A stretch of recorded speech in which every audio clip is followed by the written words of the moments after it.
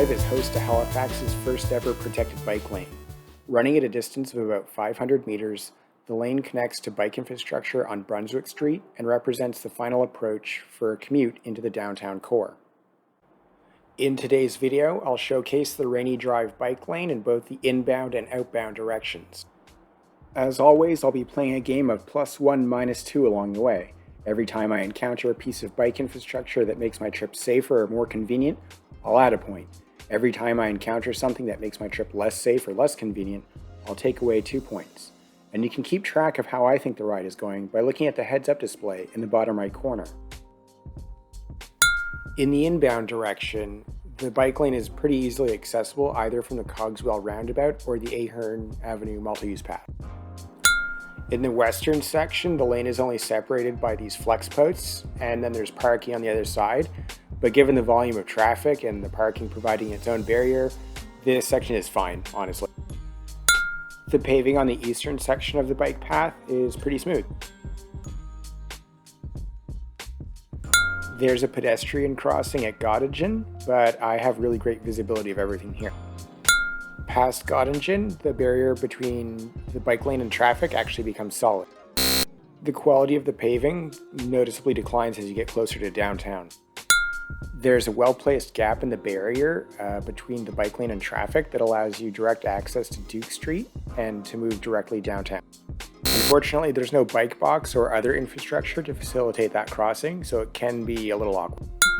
Lastly, you don't even have to stop at the intersection to transition onto the Brunswick Street painted bike lanes, which I've covered in a previous video. Okay, so now let's check out the outbound lane.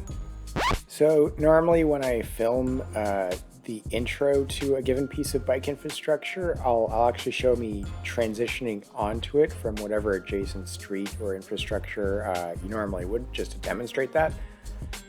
For the outbound lane to Rainnie, I actually can't because I'm pretty sure there isn't a way to legally get into that outbound lane on bike, and I'll show you what I mean.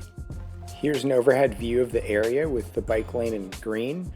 You can get into it either through the gap leading to Duke Street or by the inbound lane leading to the Brunswick painted bike lanes. If you were traveling outbound on Brunswick, I guess you could try to cross to make for the gap at Duke, but that would involve either driving head-on into oncoming traffic or crossing multiple lanes of active traffic, so I guess that's out of the running.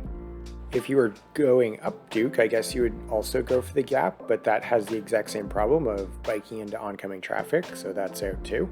And so I guess the last and most plausible way to get into the outbound lane on Rainnie would be to use the inbound lane on Brunswick, take the right into the gap, and then steer up the bike lane. I think that's probably the best way, although I don't know why you would ever switch from an inbound lane to an outbound lane in that way. And in case it wasn't clear, negative points for being basically unusable.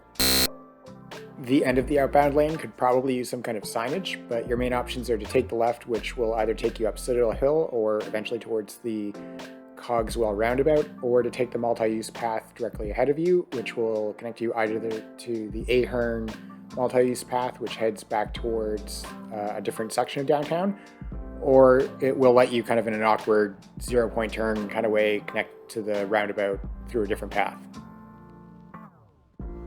So as a quick summary, the Rainnie Drive protected bike lane was one of the first in the city. It's super useful for getting downtown. There's a really smooth transition onto Brunswick. The crossing onto Duke Street would be enhanced a lot just with some paint, so that's a really cheap upgrade that they could make. The outbound lane is basically useless in its current state, and hopefully that'll get upgraded whenever they update the streetscape for Brunswick in the coming years. As always, thanks for watching and see you next time.